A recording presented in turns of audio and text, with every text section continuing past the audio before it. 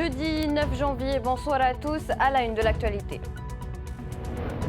Le gouvernement et la frappe se renvoient la balle dans un dialogue de sourds ponctué par des conférences de presse. Après 2 rencontres depuis le dépôt du préavis lundi, les dernières discussions hier ont échoué.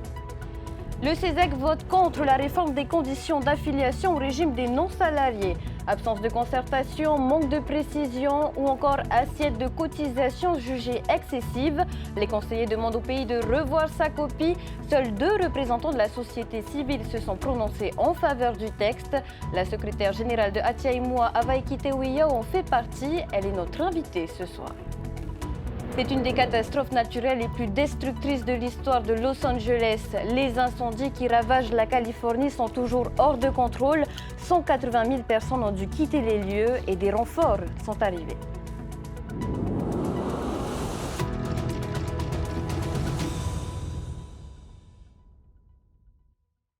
Le risque d'une nouvelle grève se précise. Le gouvernement et la frappe n'arrivent pas à se mettre d'accord et règlent leur compte par voie de presse.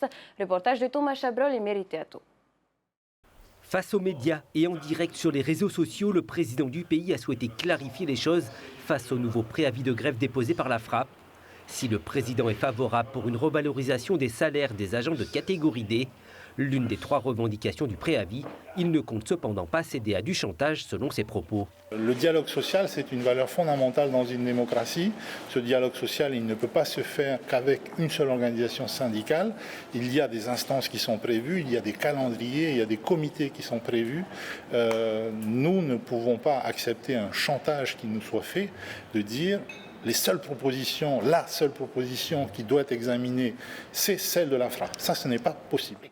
Du côté de la frappe, on explique avoir été chassé du 2e round de négociations hier soir. Le syndicat s'était présenté avec un protocole d'accord de fin de conflit en 3 points. Sans surprise, on retrouve les revendications principales. La hausse des salaires de 10 à 20 points des catégories D, la hausse des salaires des agents des catégories C, B et A, selon un calendrier à date fixe en 2025. Et enfin, la hausse du point d'indice de l'ensemble des agents de la fonction publique entre 1 300 et 1 500 francs. Mais nous, ça ne change pas. C'est la parole donnée, c'est les 10 qu'on a négociés, les 10-20 points. C'est ça qui bute. On a profité de mettre le 2e point, qui est de voir la rivalisation à ce moment-là des catégories C, B et A, comme la ministre de la fonction publique a dit, jusqu'au 31 décembre 2025. Puis le 3e point, c'est l'indice. Nous, on vous met voilà, le prix plancher et le prix maxi. Mais c'est une négociation. Peut-être ce ne sera pas 1300, peut-être on sera en dessous. Voilà le projet de la frappe. Le pays rappelle que la hausse du point d'indice entraînerait un surcoût de 6 à 11 milliards de francs. Une somme colossale qui viendrait s'ajouter aux 34 milliards de masse salariale dans l'administration. Mais le pays rappelle aussi que la ministre de la fonction publique s'est engagée à présenter 4 propositions pour la réforme des cadres d'emploi de catégorie D, dont celle proposée par la frappe. Elles seront étudiées en Conseil des ministres le 29 janvier. La décision sur le dispositif qui sera retenu pour la revalorisation de la grille indiciaire des catégories D n'a pas encore été prise. En gros, on dit on va faire grève alors qu'on ne sait même pas ce qui est retenu. Mais la frappe craint qu'une proposition moins intéressante soit retenue pour les catégories D. Parce que là, il va présenter 2 projets. Et si c'est le projet de 5 points qui sort, nous, ça dira, on va reposer un préavis de grève alors encore. Il n'y a pas de choix. Le président du pays dit rester ouvert à toute discussion d'ici son départ pour Paris dans 48 heures. De son côté, la frappe attend le coup de fil du pays pour reprendre des discussions. Sans accord, la grève sera effective le 14 janvier. Le Conseil économique, social, environnemental et culturel vote contre le projet de réforme des conditions d'affiliation au régime des non-salariés. La majorité des conseillers ont suivi l'avis défavorable de la commission qui a examiné le texte de loi. Les explications de Sam Tenaouré sur des images de Mataï Horey et Laure Philibert. Sachant que je vais vous rappeler une petite phrase du président de la Polynésie française, il faut qu'il y ait de la concertation. Et je tirerai les oreilles des ministres qui ne feront pas de concertation. Ça, c'était à la présidence. Dans le show qui avait été fait, il faut qu'il y ait de la concertation et que tout le monde puisse parler. L'absence de concertation est le principal reproche fait au projet de réforme de la PSG soumis par le ministère de la Santé aux membres du CESEC. La commission qui avait examiné le texte pendant les fêtes de fin d'année a même consigné dans son rapport que les employés de la CPS avaient reçu pour consigne de ne pas divulguer d'informations aux membres du CESEC. Il se trouve que les deux rapporteurs sur ce projet d'avis sont deux administrateurs de la CPS, donc on a une proximité avec les agents de la CPS et on a été surpris quand le délégué interministériel a expliqué qu'en fait ce sont des administratifs et qu'ils n'ont pas à se prononcer, parce qu'on n'est pas trop habitué à ça. On considère que ça va bien au-delà de leur mission, et quand on connaît leur implication, enfin voilà, ça nous a un peu heurté. Donc l'idée c'était simplement de dire voilà, preuve est que finalement ne sont pas trop pris en considération les avis des uns et des autres, et ça n'a fait qu'enfoncer le clou finalement. Donc c'est un épiphénomène, il ne faut pas trop s'embêter avec ça, mais en revanche ça prouve bien que cette notion de concertation, elle n'a pas été prise en considération. L'avis défavorable du CESEC a été validé par 44 voix pour et 2 voix contre. Le texte pourrait subir des ajustements avant d'être soumis à l'Assemblée de la Polynésie. Il pourrait également être soumis tel quel aux représentants de Tarahui et même être validé.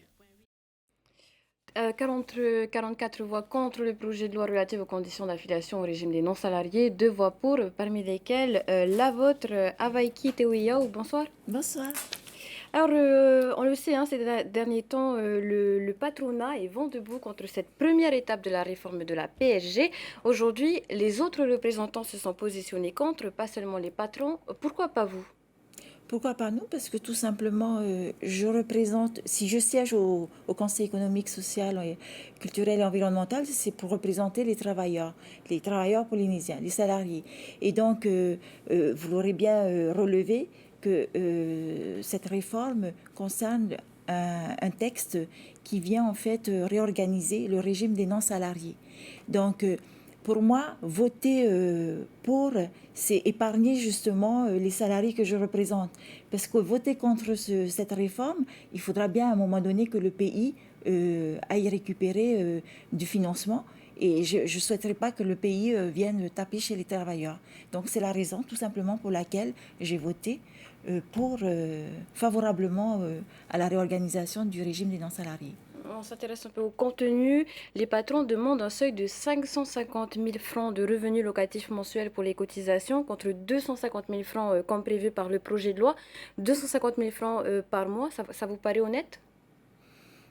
Ça dépend par quel bout il faut prendre le sujet. Moi, je représente encore une fois les salariés. Quand on sort des négociations annuelles au sein de la direction du travail, par secteur d'activité, en fait, les salariés ne viennent pas dire que ça ne nous suffit pas. 173 000 pour des smicards, on aimerait aussi pouvoir déjà atteindre les 250 000. Un des arguments du CESEC, c'est de dire que ces recettes permettent aussi à certains non-salariés de se constituer une retraite. Oui. Vous l'entendez ? Oui, je peux entendre cet argument, mais il faut faire la différence entre celui qui, à la fin, parce que vous dites bien que c'est pour se constituer une retraite, et celui qui démarre un parcours professionnel. Et quand on démarre au SMIC, ce n'est pas la même chose. Avaiki, on va reprendre cette interview dans un instant, mais avant, on revient sur cette boutade qui est mal passée chez les patentés, celle de Mouetai Broderson, interrogé par nos confrères de Tahiti Info sur la réaction des patrons concernant la réforme des conditions d'affiliation au RNS dont on vient de parler. Mouetai Broderson a lancé « Ce sera la grève des poches, ça nous changera ». La CPME a répondu par voie de communiqué et de nombreux auto-entrepreneurs se sont sentis visés. Laure Philibert et Matai Hore ont recueilli leur réaction. Allez pas vous imaginer que chaque patenté a une Porsche dans son garage. Parce que ça, c'est pas la vraie réalité. Les allusions aux déclarations du président du pays, il y a 2 jours sur Tahiti Info, n'ont pas manqué ce matin dans l'hémicycle du CESEC, notamment dans les rangs du patronat, au cours de l'étude du texte sur l'affiliation au régime des non-salariés. La Confédération des petites et moyennes entreprises a même réagi dans un communiqué et dit halte au mépris. La réalité des Polynésiennes, c'est qu'il y a 32 000 patentés et que la grande majorité des gens qui sont affiliés au RNS, c'est des gens qui gagnent en dessous du SMIC. Voilà, elle est là la réalité. Donc j'invite forcément le président de la Polynésie à mesurer ses propos et surtout à revenir à la réalité. Tayari a ouvert il y a 3 ans sa société de réparation de smartphones. Avec près de 500 000 francs mensuels de charges, il ne parvient à se verser que 30 000 francs par mois pour manger. De 30 000, c'est le maximum. Dans ma famille, il y en a plein d'autres entrepreneurs et c'est 30 000 francs le maximum qu'ils peuvent se verser. Ça sert à payer le marin? C'est que ça, juste le mois. Moi, je roule pas encore en Porsche, je roule en voiture à louer. Mais j'ai vu ses propos ce matin et ça m'a pas vraiment plu ce qu'il a dit.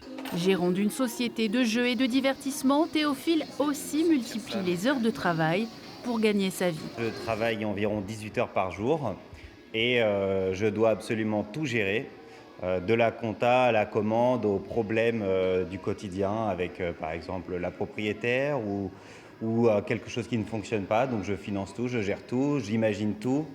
Et c'est très difficile parce que je dois également pouvoir travailler les jours fériés, le dimanche, le samedi. Interrogé en marge d'une conférence de presse ce matin, Moetei Boderson s'étonne du retentissement de ses propos. Je trouve ça cocasse que ceux qui me comparent à l'URSS s'offusquent que je les compare. Enfin bon, il faut replacer les choses dans leur contexte. C'était une boutade. Je connais tout à fait les chiffres de ce que gagnent nos petits patrons. Je sais bien qu'ils n'ont pas tous des Porsche. Il s'agissait juste de rappeler que les réactions que j'ai entendues, les premières réactions que j'ai entendues par rapport au texte qu'on propose, elles sont totalement décalées. Elles sont décalées parce qu'ils oublient de dire qu'aujourd'hui, si on ne prend pas les textes qu'on propose, ils devront cotiser au premier franc. Si c'est ce qu'ils veulent, il faut nous le dire. Selon la CPME, la moitié des ressortissants du régime des non-salariés touchent moins de 100 000 francs mensuels. Le salaire horaire minimum pour un employé à temps plein est de 173 081 francs. Avec une boutade à destination des grands patrons, les petits patrons, les patentés se sont également sentis visés. Est-ce que vous les comprenez? Ont-ils raison?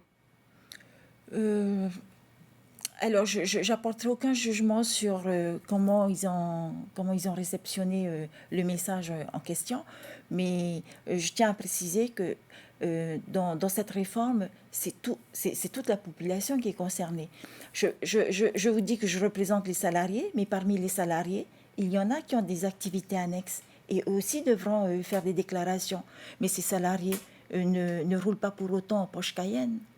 Donc, après, peut-être que c'est des égos des uns et des autres, j'en sais rien, mais je pense qu'il n'y a pas à débattre sur ce genre de points. Justement, on revient au débat au CESEC. Certains ont pointé du doigt le manque de concertation, les seuils, les taux et les revenus concernés par la cotisation déjà taxés. Qu'en pensez-vous ? Alors, sur la concertation, je reste sur ma position. Et là, je rejoins mes collègues de la commission, celle qui a étudié en tout cas le projet de loi. Et effectivement, je confirme qu'il n'y a pas eu de concertation. Alors, si du côté du pays, ils nous disent que ils nous disent le contraire, que les textes nous ont été remis. Effectivement, il y a une présentation, mais la concertation, comme les partenaires sociaux ont l'habitude d'avoir, non, le projet en question n'a pas été débattu entre les partenaires sociaux en tripartite. C'est un exemple. Chacun a été convié par le ministère pour une présentation. Donc là, on voit bien que la concertation, peut-être que c'est comme ça qu'ils voient la concertation, mais en tout cas, ce n'est pas celle que les partenaires sociaux attendaient, oui.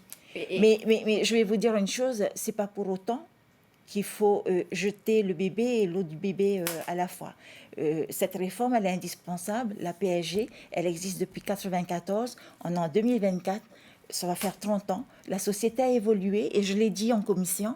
Et il faut s'adapter. Il y a urgence. Il y a urgence, d'autant plus que la TVA sociale, celle que la population en 2023 n'en a pas voulu, a été retirée.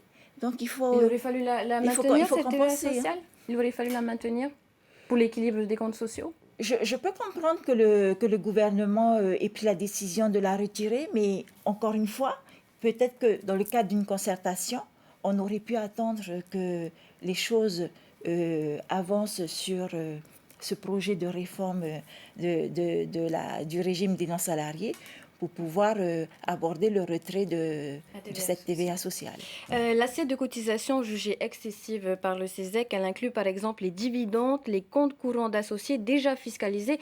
Il y a un véritable débat autour de ce qui relève de la taxation et de la cotisation. Oui. Il y a eu un débat sur la différence parce qu'on s'est aperçu dans les échanges que... Après, c'est peut-être voulu aussi une certaine confusion entre ce qui est une cotisation et ce qui relève de la fiscalité.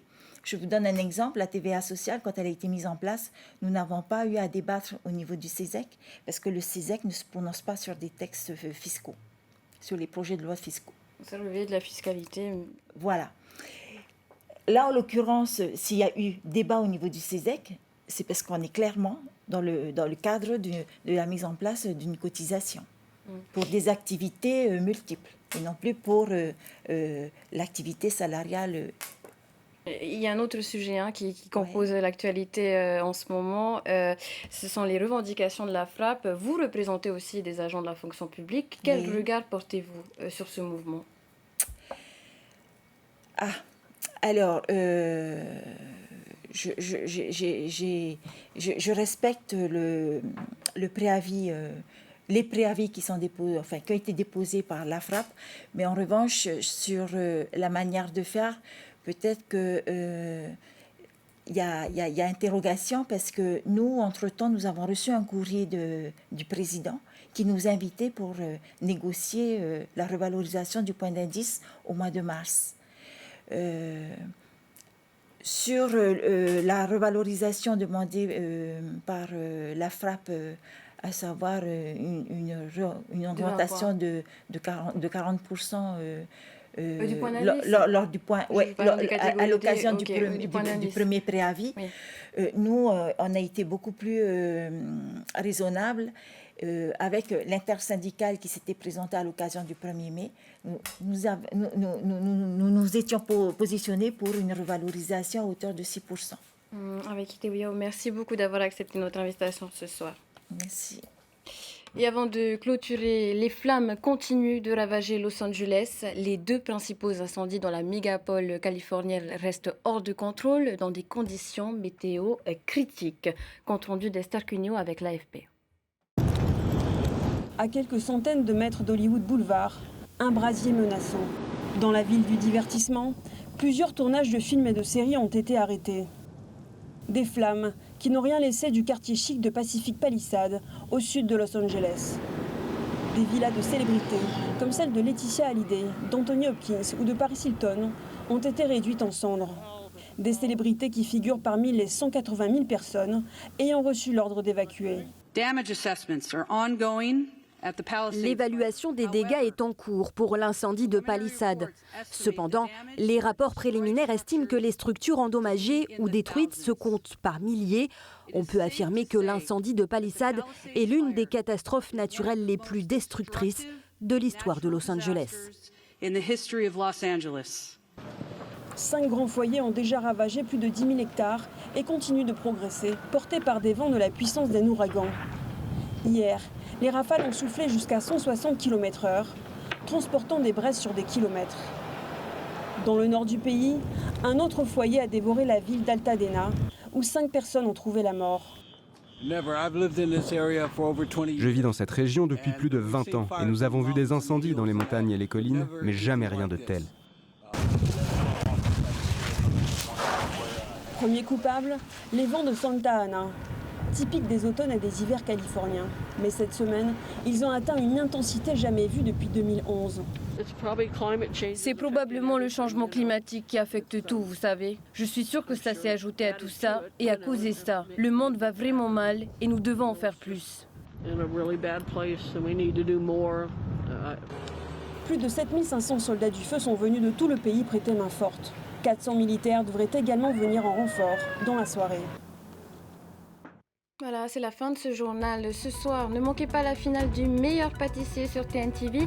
Demain, retrouvez Davidson Bennett à cette même place. Quant à nous, on se retrouve dans quelques semaines. Excellente soirée à tous, à bientôt.